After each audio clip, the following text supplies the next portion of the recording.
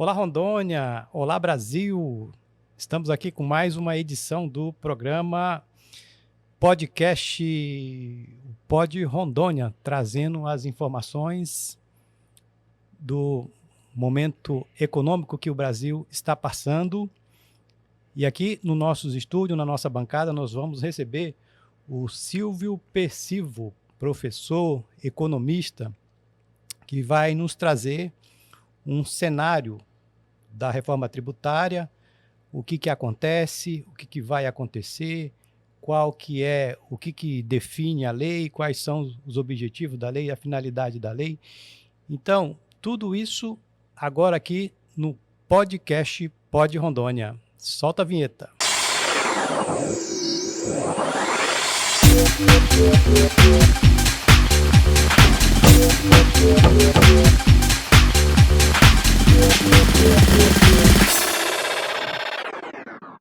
Olá, Rondônia! Olá, Brasil! Bom dia, boa tarde, boa noite, você que nos assiste aí nas plataformas, nas redes sociais. Estamos começando mais um podcast Pod Rondônia, em parceria aí com o site Valor e Mercado, trazendo as informações sobre o que está acontecendo no cenário econômico e trazendo as novidades aqui do estado de Rondônia. E com nós aqui no estúdio, o economista e professor Silvio Percivo, que vai trazer um cenário aí da nossa economia, o momento que o país está passando, e a situação agora ficou mais complicada aí com essa guerra, né, entre os Estados Unidos e o Irã, e o que isso vai impactar na nossa economia.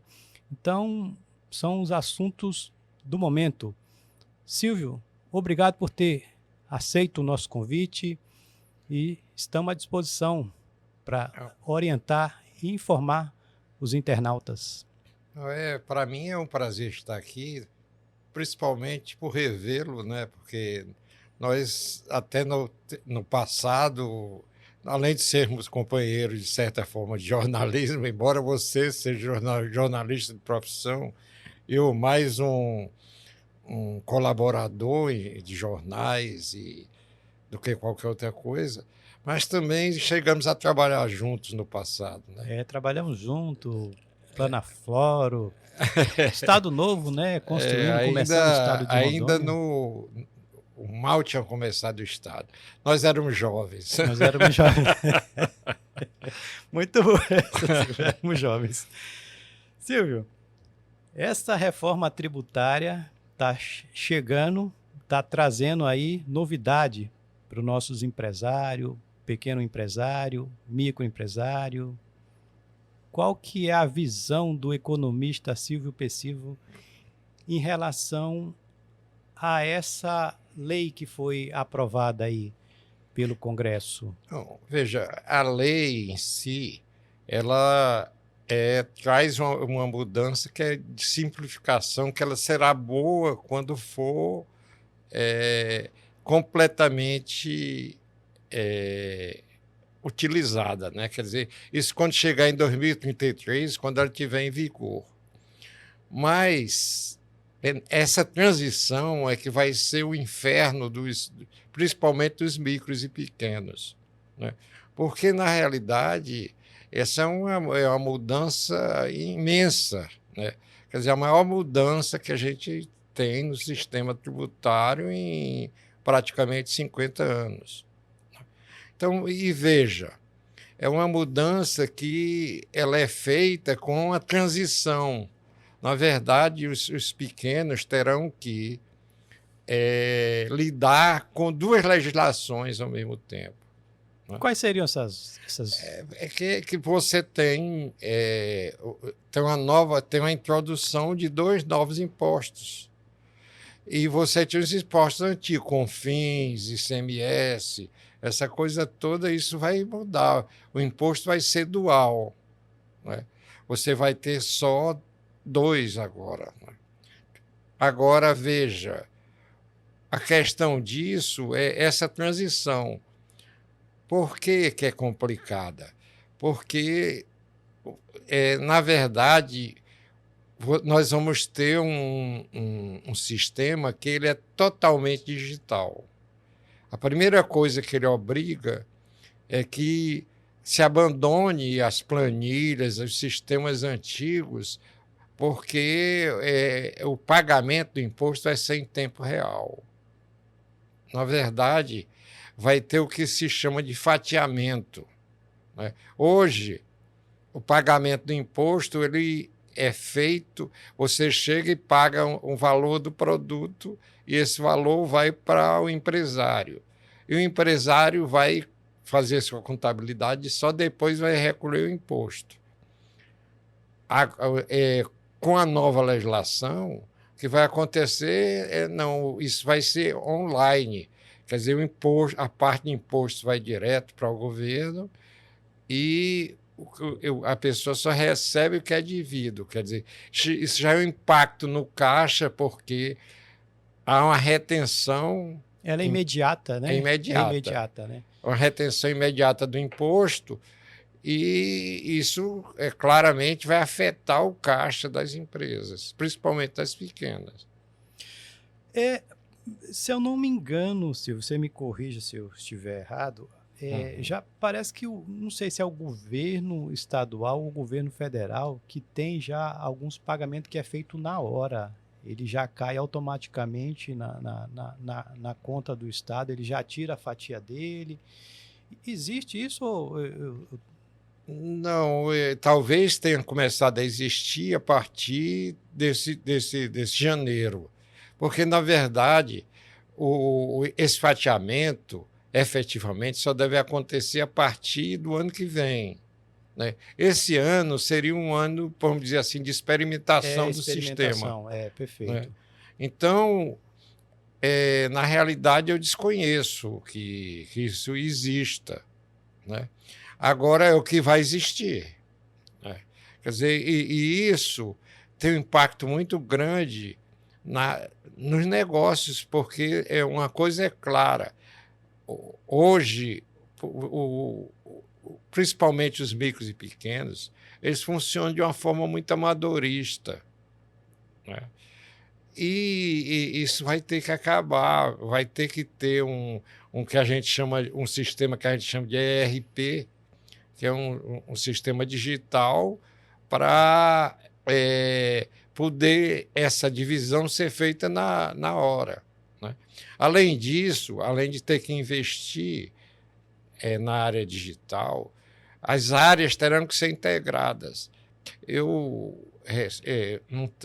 Recentemente, por exemplo, uma pessoa me pediu para examinar os negócios dela, era uma loja de autopeça.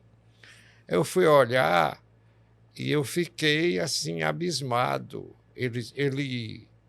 A empresa, que eu não vou dizer o nome porque a empresa tem uma quantidade muito grande de clientes.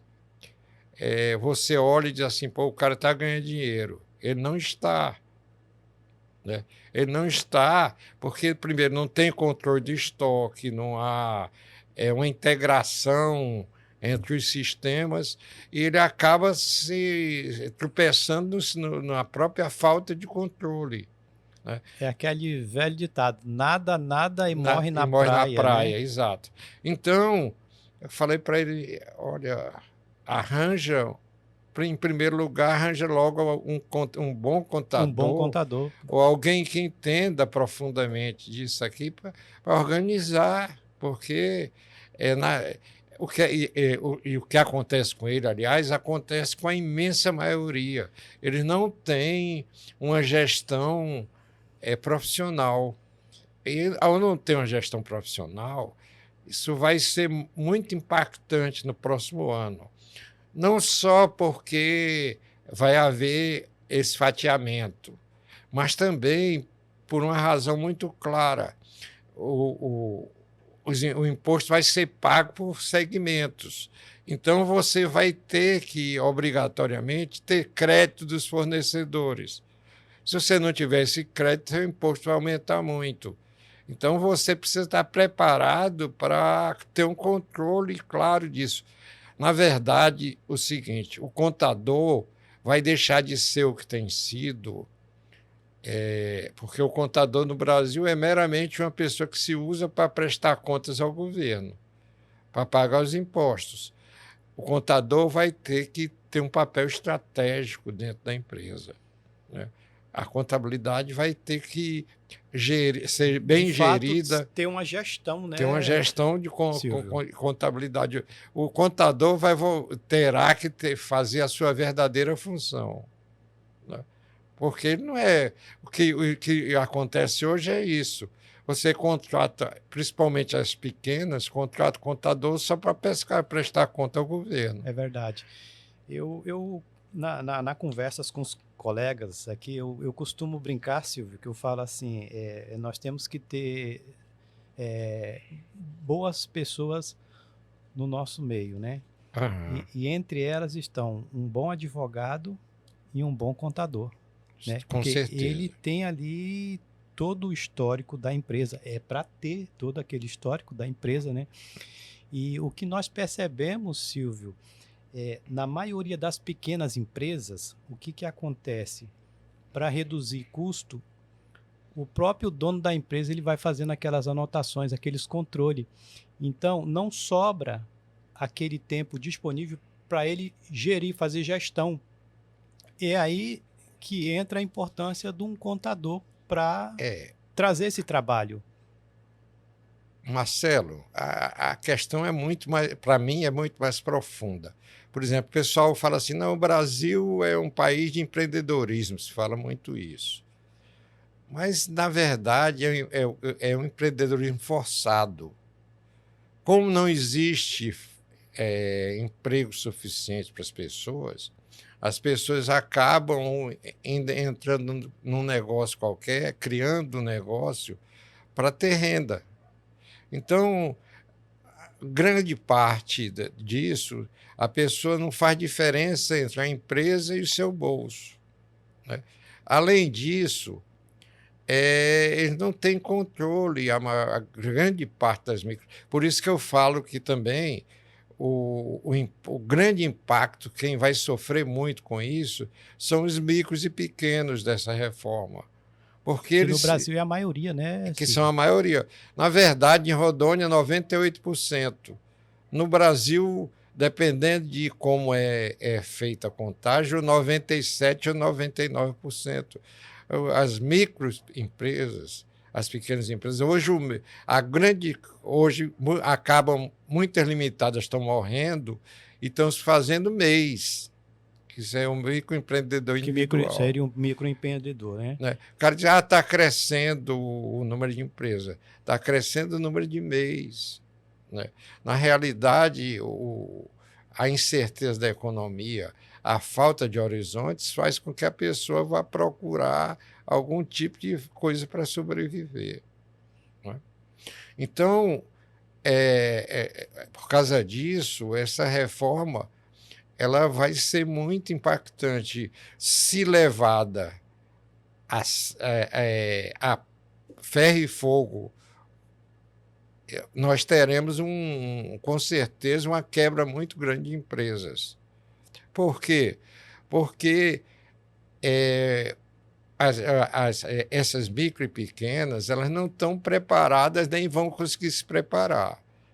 E aí vem um outro lado da coisa. A Receita nunca foi tão preparada como agora, principalmente em termos de digital. A Receita Federal sabe mais da nossa vida e da vida da empresa do que a gente. Perfeito. E, Silvio, nesse momento que nós já estamos se preparando, né, para receber essa reforma, qual que é o conselho, você, na sua visão, procurar Sebrae, procurar Fecomércio, qual que Olha, seria esse momento, até para dar um apoio, uma aham. orientação para essas pequenas pessoas que são formadas pela maioria, né, o micro. É, Marcelo, esse é um grande problema, sabe? Porque a gestão Clique, por exemplo, que é especialista em soluções de gestão, fez uma pesquisa no Brasil inteiro e viu que 97% das empresas brasileiras não estão preparadas para as mudanças. E 69% nem sequer iniciaram qualquer processo. Você vê a loucura disso, né? Mas aqui em Rondônia, a Fé Comércio Rondônia fez uma sondagem no estado inteiro e 92% afirmaram não estar preparada. 75% ainda não fizeram nada. Você entende? Essa é uma situação muito complicada. E eu entendo que a Receita, a Secretaria de Fazenda, tem uma percepção disso. Por quê? Porque essa percepção ela é visível a partir do fato que deveria ter iniciado, agora em janeiro, porque vão ser dois impostos: a contribuição sobre bens e serviços, a CBS, e o imposto sobre serviços, IBS. Deveria, as notas fiscais, já em janeiro desse ano, apresentarem esses dois impostos. Se você for no supermercado comprar alguma coisa e pegar uma nota, e os supermercados são as empresas mais preparadas que a gente tem, porque qualquer supermercado médio, ele controla 14 mil itens diferentes. Então, você vê que nem nas notas de supermercado aparece o CBS e o IBS. Entende? Perfeito. E eles flexibilizaram isso. Flexibilizaram por quê? Porque eles sentiram que não tem condições. Ainda não é o momento, seria isso? Não tem condições. Mas o que acontece é que a lei obriga que o ano que vem ele comece a cobrar isso. Então, as empresas terão que se preparar para isso. Você entende? Esse é o grande problema. E eu digo assim que de certa forma, é um apagão de gestão, né? Quer dizer, né, as empresas não têm, principalmente as micro e pequenas, não têm estrutura, não têm condição de fazer isso.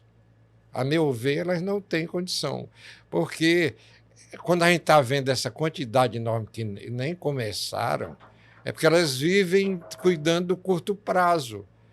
E para você mudar isso, você tem que modificar internamente e fazer investimentos. E eles mal sobrevivem. A grande maioria mal sobrevive. O pequeno empresário, principalmente, que é o que movimenta aí, ele já paga uma carga bem pesada de impostos, de né? impostos, E os impostos cresceram. Na verdade, não tem.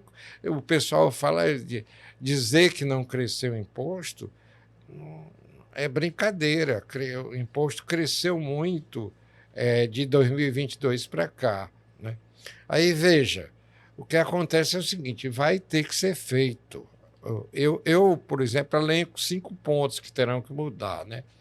Primeiro, a pessoa tem que, se não souber fazer, vai ter que arranjar um especialista para avaliar o impacto real da reforma no seu negócio, né?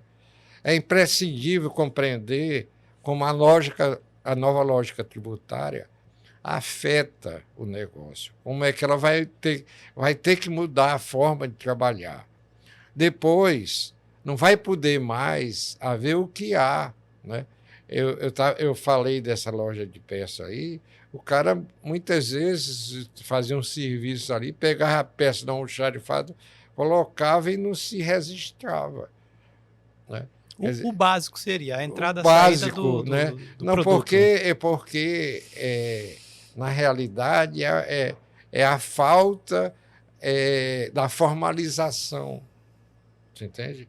Não há um sistema interno que você só pode mexer em alguma coisa se registrar. Tudo é meio informal. Então, essas áreas não vão poder mais trabalhar sem estar integradas. Elas vão ter que ser integradas. Então, o segundo passo, você tem que entregar o negócio todo, você saber o que é que está acontecendo, ter controle, né? Depois, revisar os preços e as margens, porque hoje já tem muita gente que está trabalhando com uma margenzinha pequena. Reduziu. Está reduzindo. Está reduzindo, né? Aí, Com a reforma, isso muda completamente, porque você vai depender de uma nova forma de ajustar seus preços. Então, vai ser preciso fazer isso. Também não vai ter jeito. Em certas áreas, eu acho que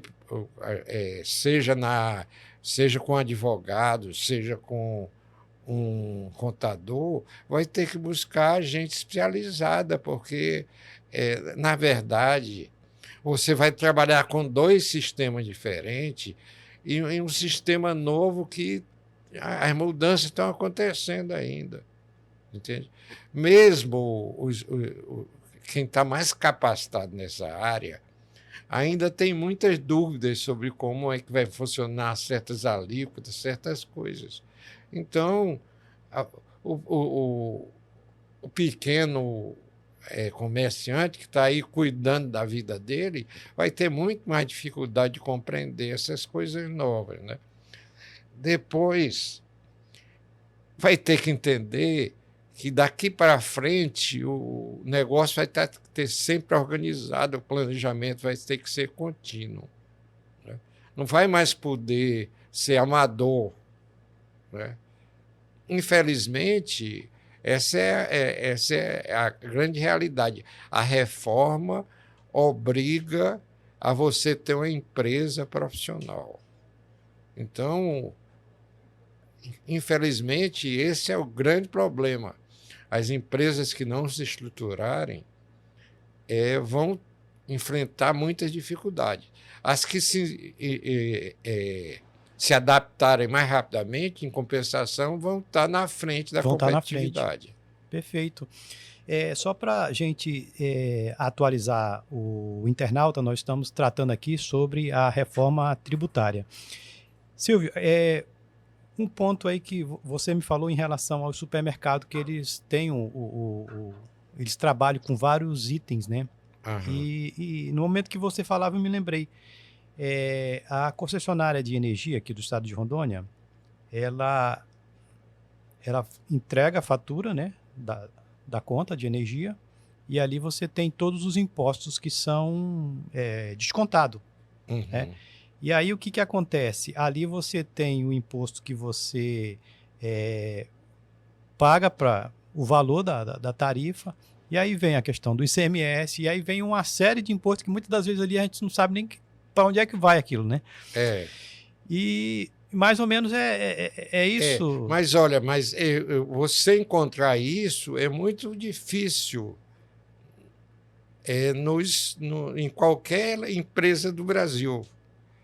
Só as grandes empresas muito organizadas têm, porque se você for no supermercado, ele não consegue fazer isso. A lei obrigaria a fazer, mas se você for olhar, ele lá embaixo só tem assim aproximadamente tanto de ICMS, tanto de imposto de serviço, porque é muito complicado de ser feito. Para cada produto tem uma alíquota diferente. Diferente. Perfeito. O COFINS, né, que eles falam na questão da energia, né? Aí vem o COFINS, ICMS, e isso é só que eu lembro mas é muito imposto que Exato. nós pagamos, né? E ali a contribuição da energia também, né, que nós pagamos, né? Então tá tudo inserido ali naquele e assim vai ser também com os micros. Entrou o dinheiro ali, já tem que lançar no sistema, vai pagar o imposto, já paga.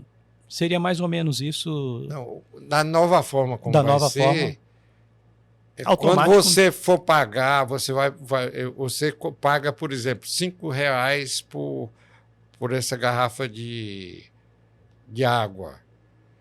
O imposto aqui, hoje, o cara vende a garrafa para você por R$ 5, você pega os R$ 5, registra e depois você vai pagar o imposto sobre isso aqui na receita.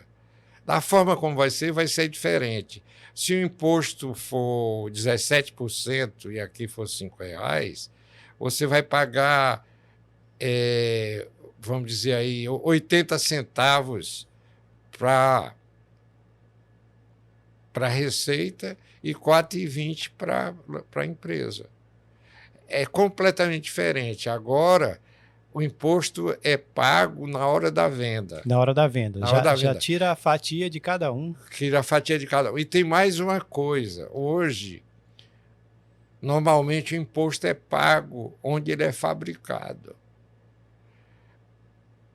Na nova forma, você vai pagar onde ele é consumido.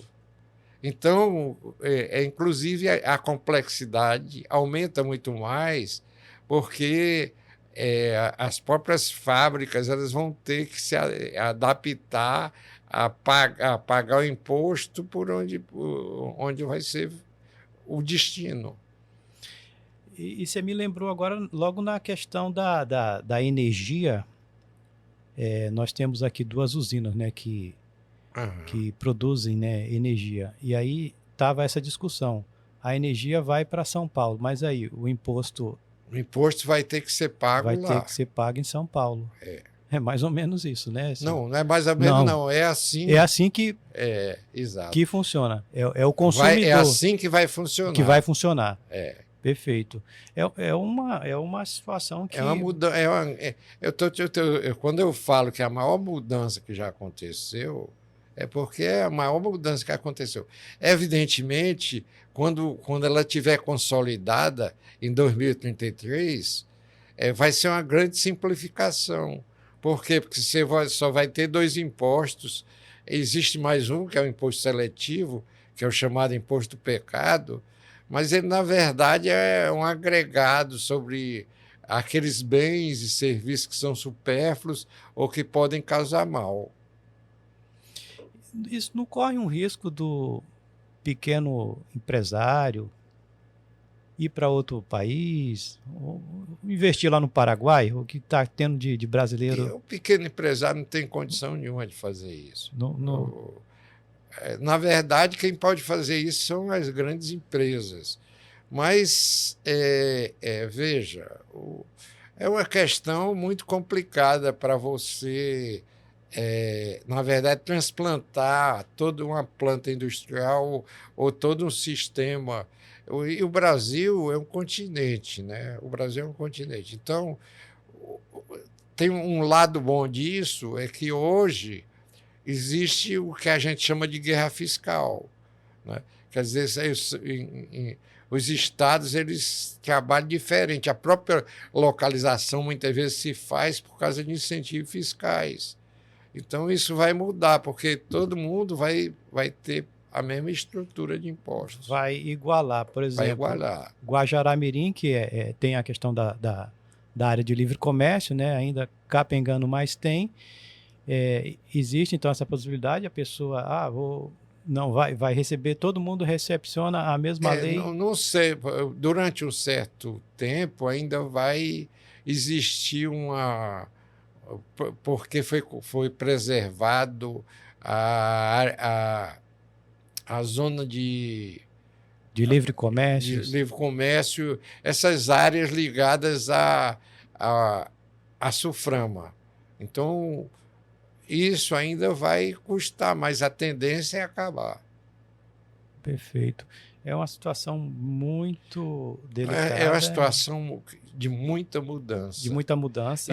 E assim, é mais complicado porque vão estar convergindo, vão estar sendo usados ao mesmo tempo 2 sistemas diferentes, né? Então, isso para os pequenos é extremamente mais complicado que para os grandes. E essa questão do Simples Nacional, ele tem alguma modificação? Pois é, o próprio Simples Nacional, porque você usa determinados insumos ou compra determinadas coisas de outros setores. Então, isso gera crédito. Às vezes, para algumas empresas, a geração desse crédito vai ser melhor do que está no Simples Nacional. O próprio pessoal que está no Simples Nacional vai ter que, no momento, optar entre ficar ou não no Simples Nacional. Analisar, ver o que é melhor para o seu negócio. Ainda tem essa opção?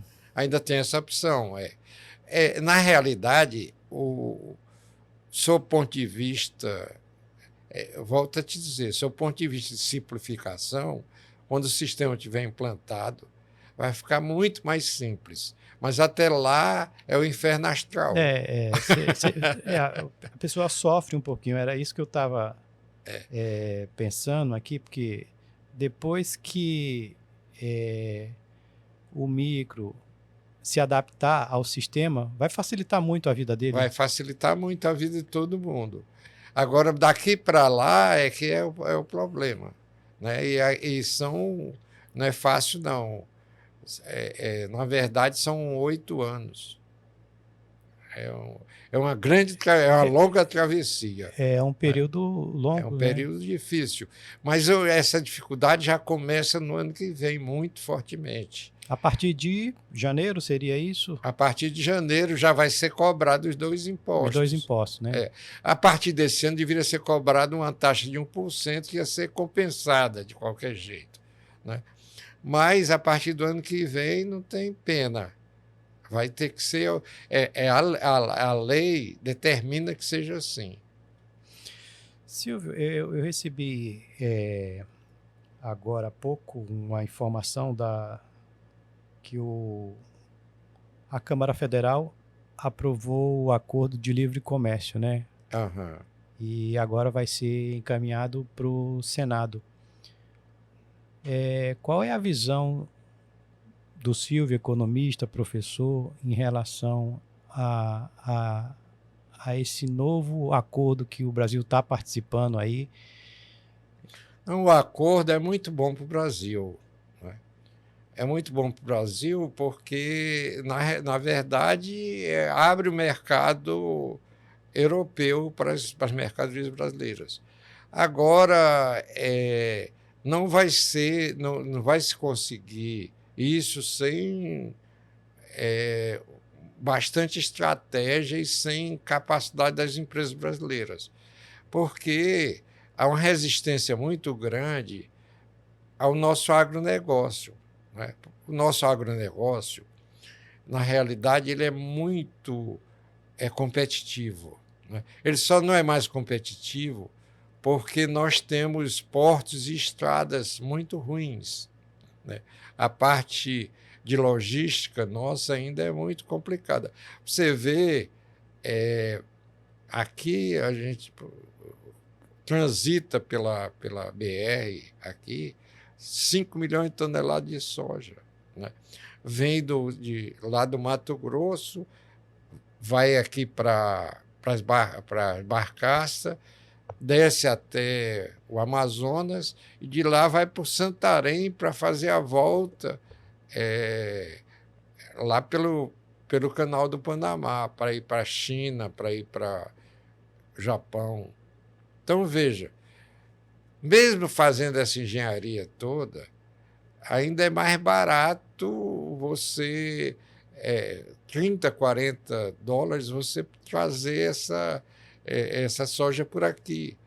Mas é um custo muito alto, porque se você for pensar, por exemplo, na soja norte-americana ou na soja da Argentina, no máximo eles levam 200 quilômetros para colocar a soja na hidrovia. Então, a gente perde muita competitividade na logística. Né? Agora, os europeus, principalmente a França, eles estão muito incomodados porque muitos produtos brasileiros são muito mais baratos do que eles conseguem produzir. Lá eles têm eles não têm, por exemplo, a nossa soja no Planalto é feito com grandes máquinas. Lá eles têm pequena produção. Então, eles não conseguem ter preços competitivos em relação ao Brasil. Isso, para eles, é muito complicado, porque, possivelmente, alguns segmentos agrários de lá vão acabar desaparecendo. Certo. Silvio, e esse momento que os Estados Unidos está passando com essa guerra no Irã, isso aí traz um prejuízo aí pro Brasil. Não, financeiramente? isso tem impactos, claro, no né? Brasil, né? Na verdade, eu costumo dizer o seguinte, e eu cito o exemplo que, em 2008, o presidente Lula, naquela época, dizia que não, está acontecendo lá fora, vai ser a maior linha no Brasil. Isso não existe, por uma razão muito clara. A poupança do brasileiro é a caderneta de poupança, né? Então, no fundo, a caderneta de poupança não é poupança, porque basta você abrir mão dos juros, você usa. É quase moeda.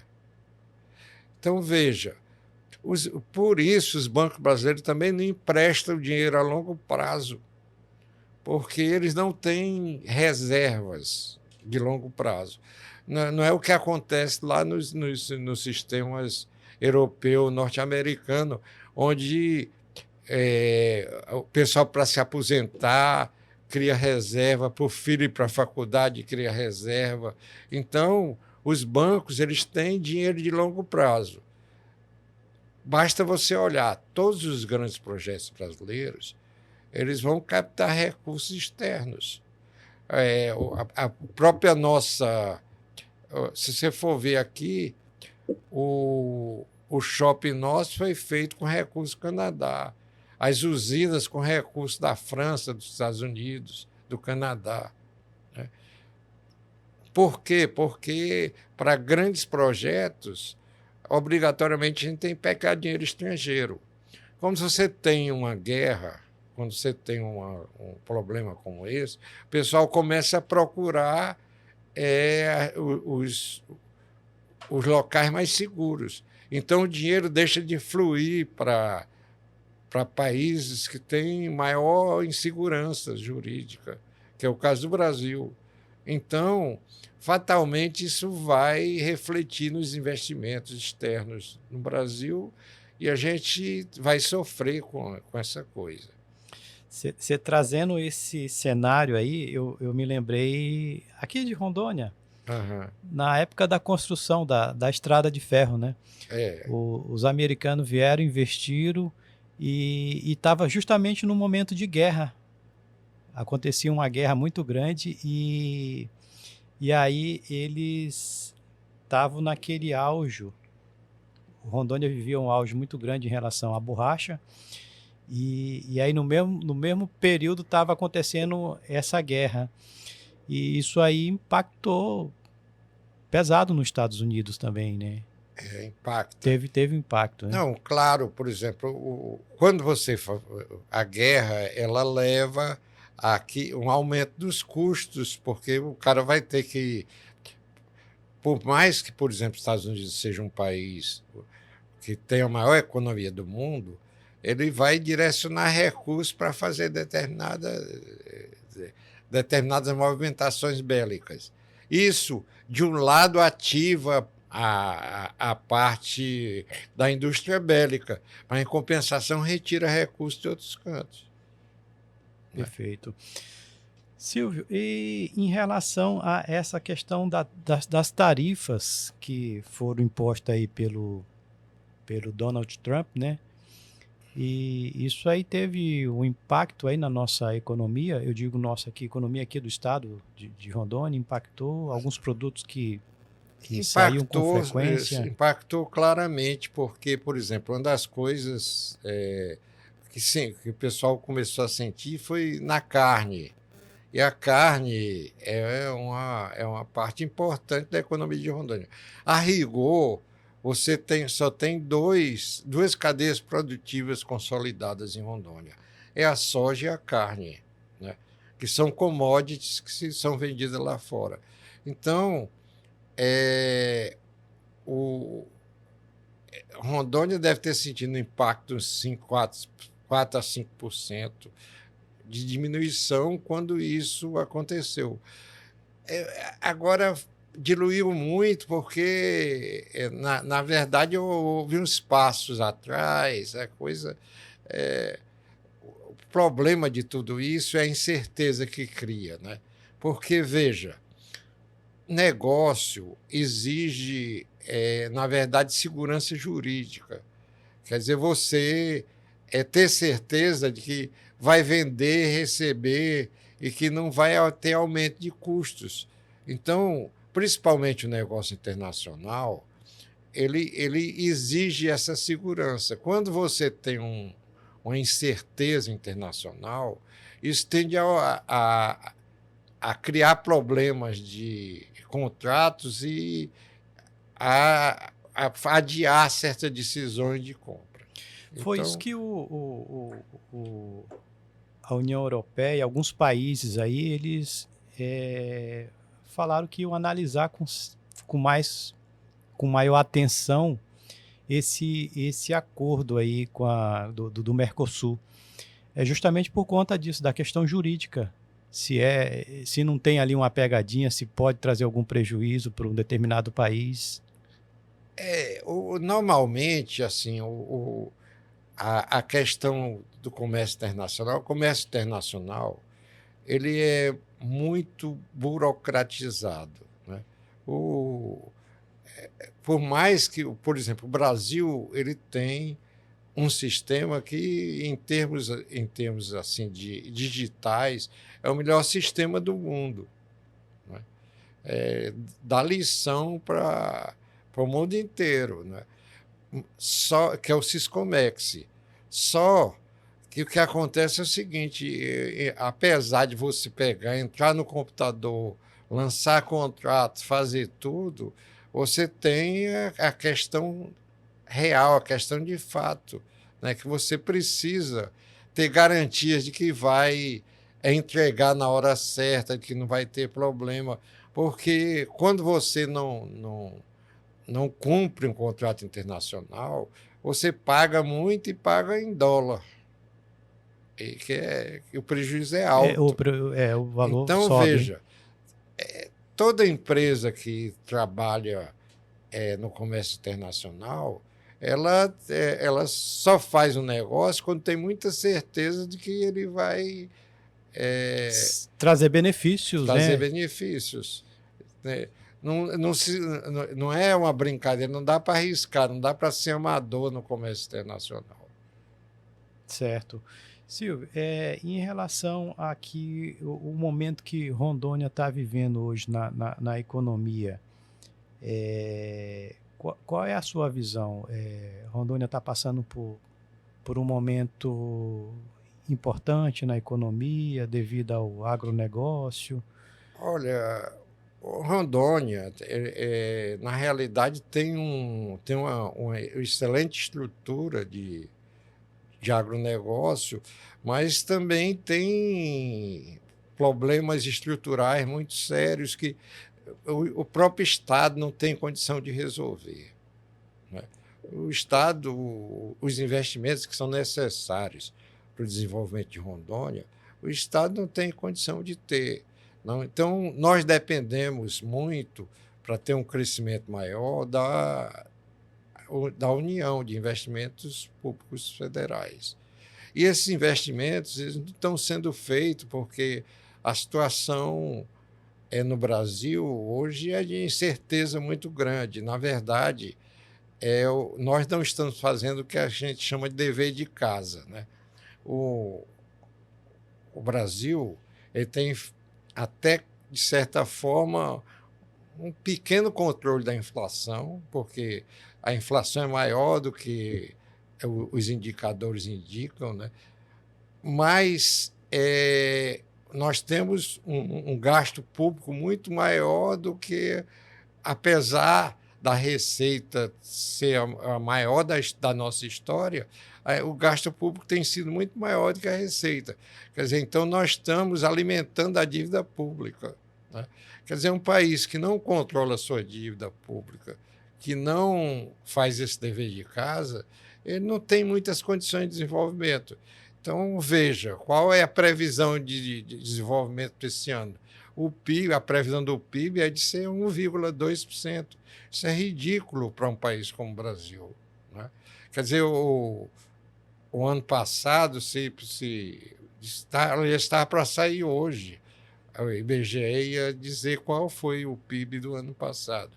Mas a previsão é de que fosse 3% ou um pouco mais. Isso para o Brasil é estagnação.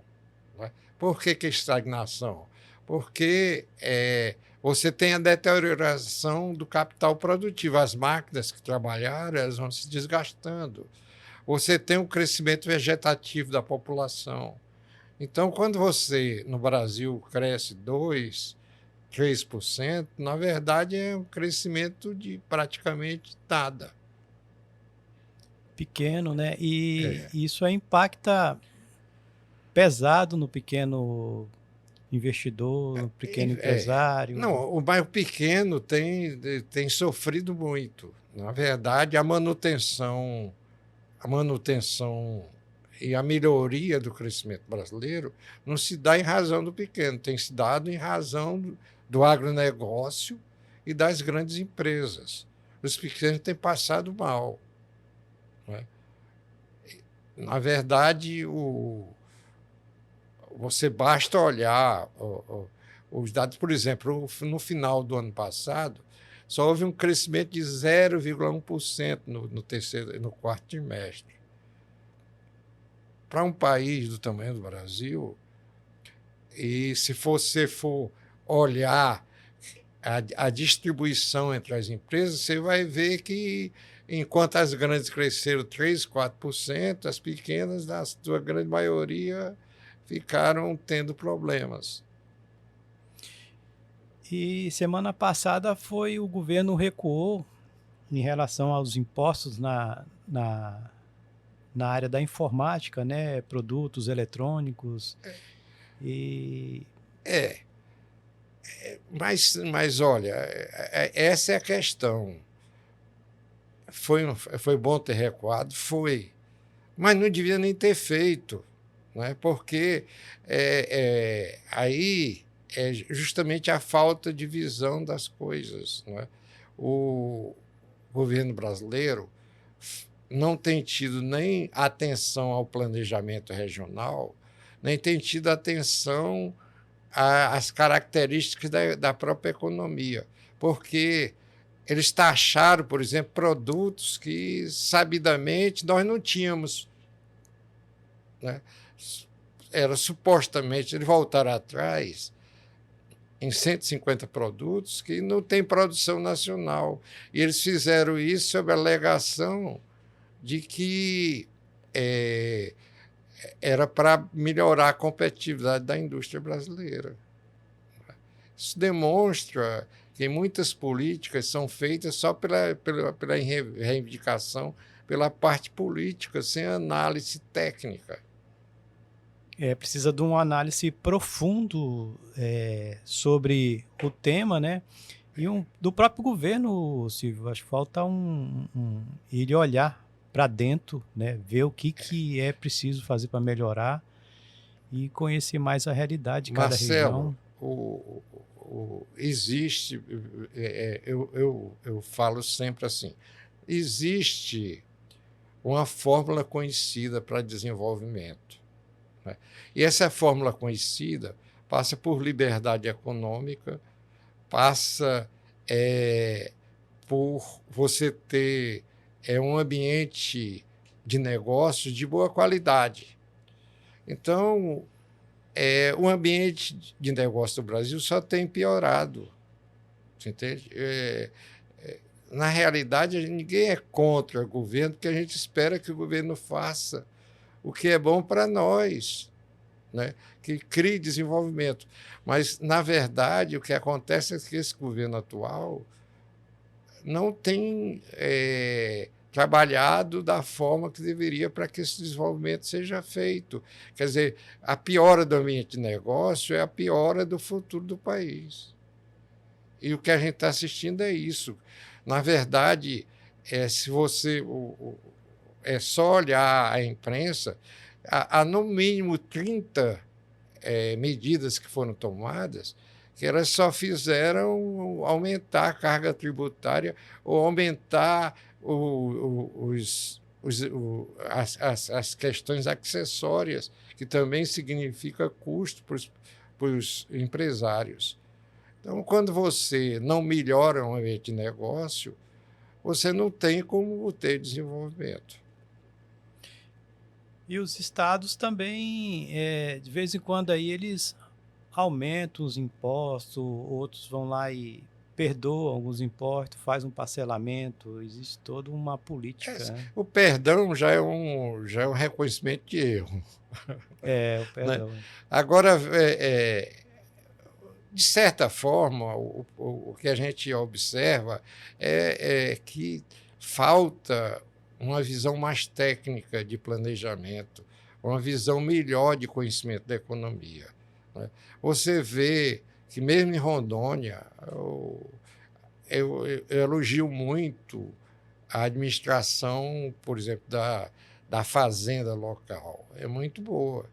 Mas mesmo eles faltam uma visão mais clara da economia. Município ou estado? O Estado. Do estado, certo. Falta uma visão mais clara da economia. Eles muitas vezes tomam medidas excelentes, mas elas não atendem muito bem ao que o empresariado deseja. Né? Veja, eles...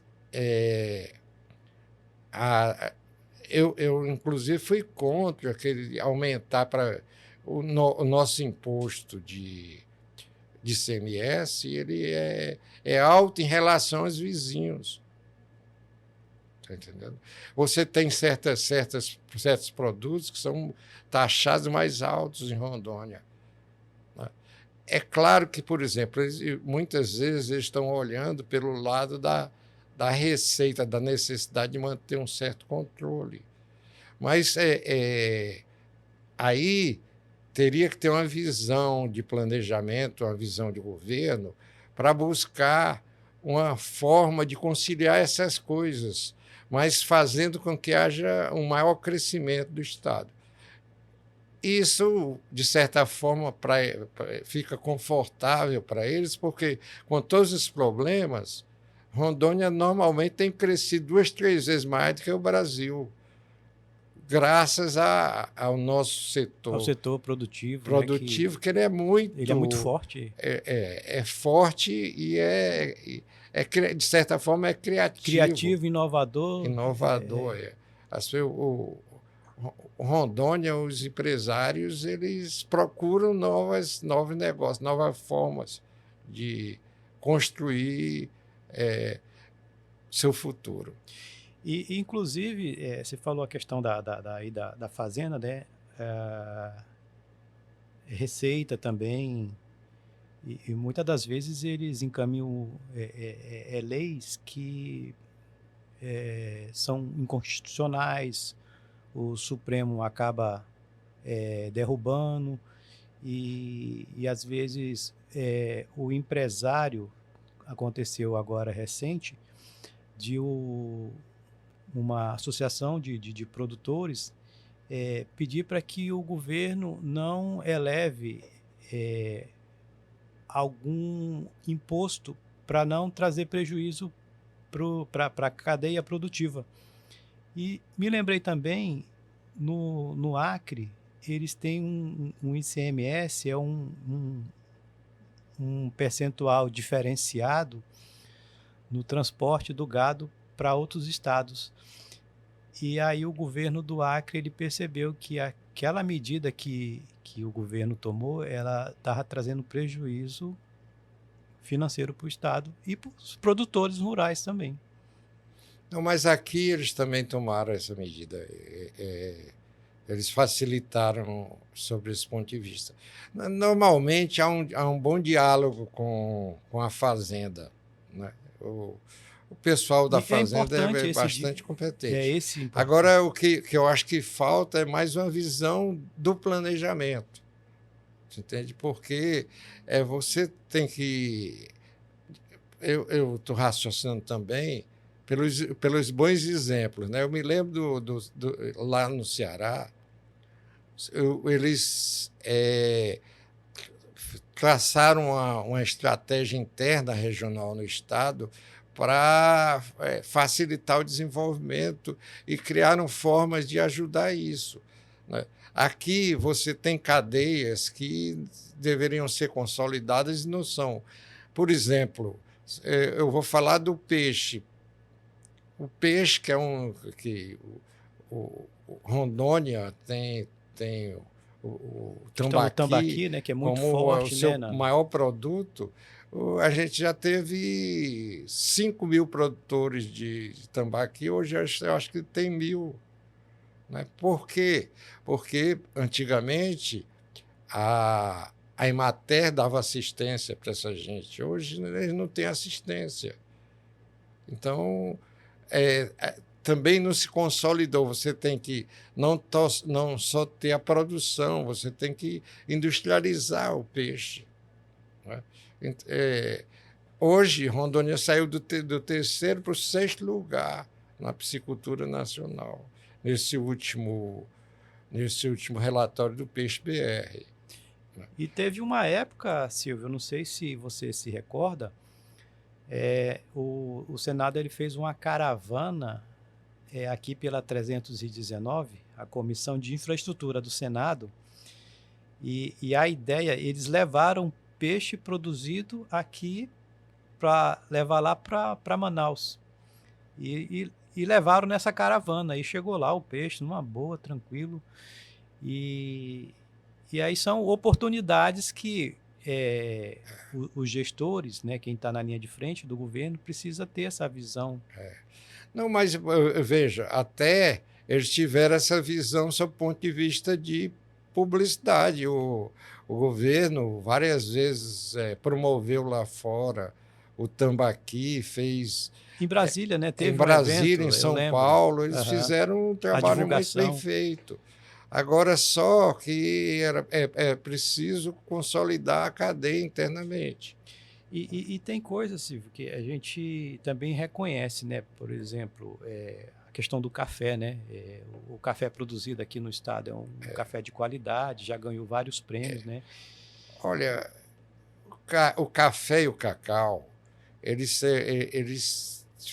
têm um trabalho que está sendo ainda feito, na verdade, porque quando se diz que tem um café ou um cacau de qualidade, isso é restrito a alguns poucos produtores que ganham prêmio lá fora, mas você não tem escala, entende? Então, café ou cacau, ele tem que ser o que é a soja, uma commodity. Você não tem, se você quiser exportar café ou exportar cacau de Rondônia, você não tem escala, você não tem qualidade, não é o que a gente chama de uma mercadoria, porque a mercadoria é uma coisa padronizada. Né? O café, o cacau, ele para poder ser exportado, ele é padronizado.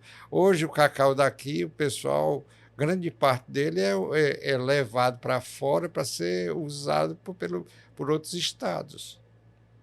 Você falou da Emater aí, eu lembro que o governo Ivo Cassol, ele investiu muito na Emater. Até na questão da produção de leite, era muita entrega que eles faziam de tanque de resfriamento de leite, porque o produtor ele tinha uma produção elevada de leite, mas não tinha o local para colocar esse leite. Aí eles trabalharam uma política muito forte para fazer a entrega desses tanques de resfriamento de leite, e aí deu um impulso muito grande na questão do leite. E valorizou também o preço do litro do leite. Hoje os produtores reclamam dessa política. O preço do leite baixou, né? O produtor muitas das vezes aí trabalhando muito para ter um preço melhor e não está tendo esse resultado, ele não recebe esse resultado. Mas, Marcelo, veja, tudo isso você precisa ter uma política, mas muitas vezes é muito mais complexo, né? Porque depende do mercado, depende de certas circunstâncias, depende também do tipo do tipo de insumo que aquele produto necessita, ou se você tem plantas industriais para aproveitar, né? Quer dizer, muitas vezes se cuida muito da questão da produção, é isso que eu falo, não se cuida da cadeia, porque você precisa ter toda uma cadeia estruturada para poder haver manutenção, sustentabilidade no longo prazo, né? Quando você pega, por exemplo, a carne, a nossa carne aqui, você tem a produção, você tem A o parte da aproveitamento industrial, industrialização dela, né? e você vende para fora, Aham. né? Você tem a venda. Quando se você for pensar, por exemplo, no peixe, o peixe tem produção, mas você não tem um aproveitamento industrial e a venda externa tem sido relativamente baixa. Aí você não fecha a cadeia produtiva, né? Então, hoje, por exemplo, se não houver um cuidado maior, daqui a pouco o Amazonas vai estar produzindo mais peixe do que Rondônia. E nós já estivemos na frente, né? E nós estamos ainda na Nós frente, estamos né? na frente. Mas, por exemplo, a gente já esteve na frente do Maranhão, hoje o Maranhão está na frente de Rondônia. E precisa fazer um investimento, né? Setor industrial, se vê pouco, É claro que esse né? investimento não é do governo, mas o governo tem que procurar meios de fomentar isso. Às vezes, o que a gente vê muito, eu acompanho algumas reuniões, o governo dá incentivo fiscal, a empresa não aproveita aquele incentivo fiscal e aí expira aquele prazo do incentivo e a empresa vai embora e parece que não deu certo, tchau, obrigado. E eu acho que falta uma política mais forte nesse setor, né? Aí, sinceramente, eu não sei te dizer, porque muitas vezes, por exemplo, é aquela questão do momento. O cara quer investir, mas vai olhar e ver que Ele vai não é, colocar ali no papel, opa, eu acho que eu tô... vê que não é o A, momento, a né? segurança jurídica aqui não está muito legal, não. Porque o risco é sempre de quem coloca o dinheiro, né?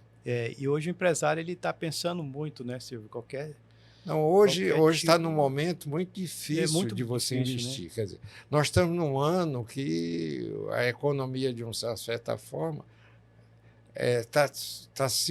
tá em cima da precaução. E é um ano eleitoral, né, E é um Silvio? ano eleitoral, é um ano de Copa do Mundo. De certa forma, está todo mundo com o pé no freio, olhando o que é que vai acontecer, né?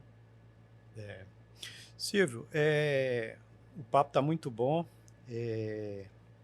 Eu aproveito aqui para agradecer. Eu recebi aqui uma obra dele, um estudo do desenvolvimento econômico, conceitos, teoria e prática. Um livro de autoria aqui do Silvio. Mas não é só minha, não. Do Vinícius, também do né? Vinícius Dantas Silveira, né? um professor trabalhou comigo lá na Uni, depois foi diretor da finca lá diretor acadêmico lá de um núcleo da finca. É um rapaz brilhante que, infelizmente, faleceu no ano passado. Pois então, eu penso assim, eu tenho esse pensamento, Silvio. A economia ela é muito importante na nossa vida, né? Você pensa em abrir um negócio, você tem que ter o conhecimento, né? Para ver se aquilo ali não vai te trazer prejuízo. E tem que ter o estudo também, né? Isso é benéfico. O momento que o Brasil está passando é isso. Eu lembro que na pandemia muitas empresas cresceram, outras fecharam, né? Outros tiveram visão e foi um momento de oportunidade. E então o conhecimento ele é tudo, principalmente na área econômica.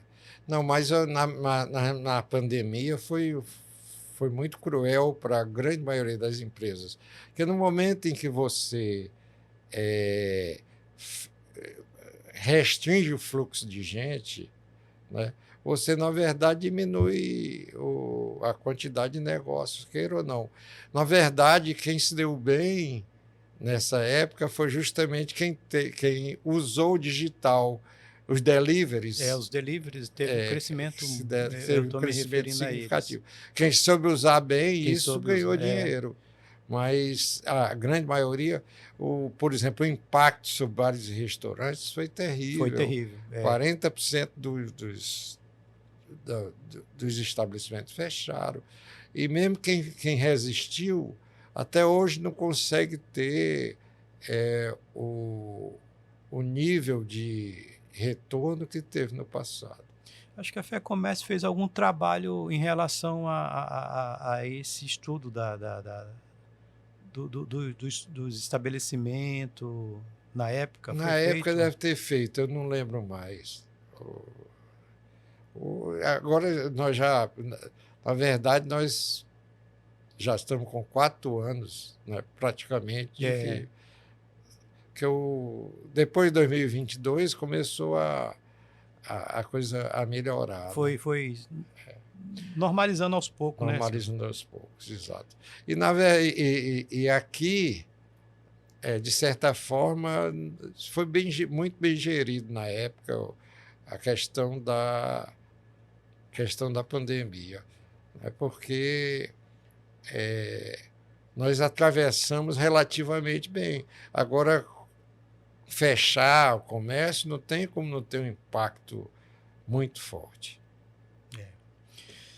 Silvio, mais uma vez, obrigado por ter aceito aí o convite para participar do nosso Pod Rondônia, em parceria aí com o site Valor e Mercado, trazendo as informações aí sobre a economia do nosso estado.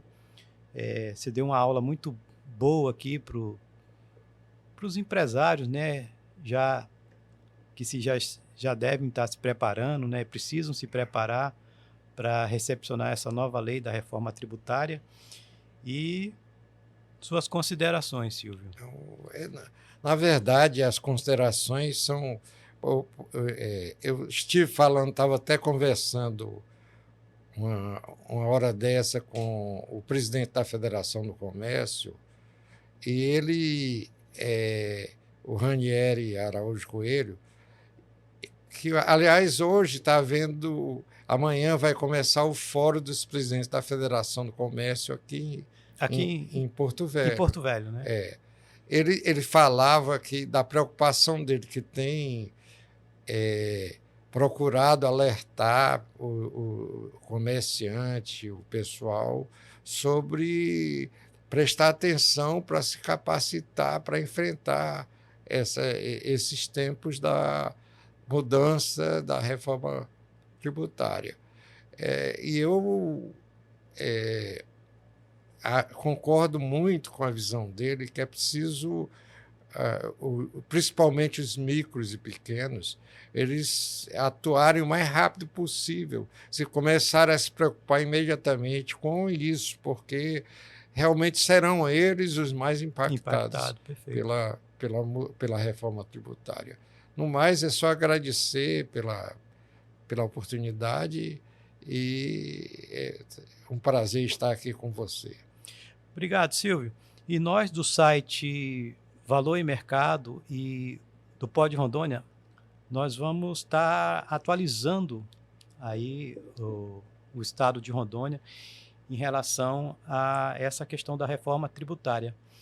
E agradecer aqui também o internauta por estar nos acompanhando aí e agradecer mais uma vez o Silvio pela participação e vamos aqui finalizando mais um Pod Rondônia com as informações aí sobre a economia do nosso estado.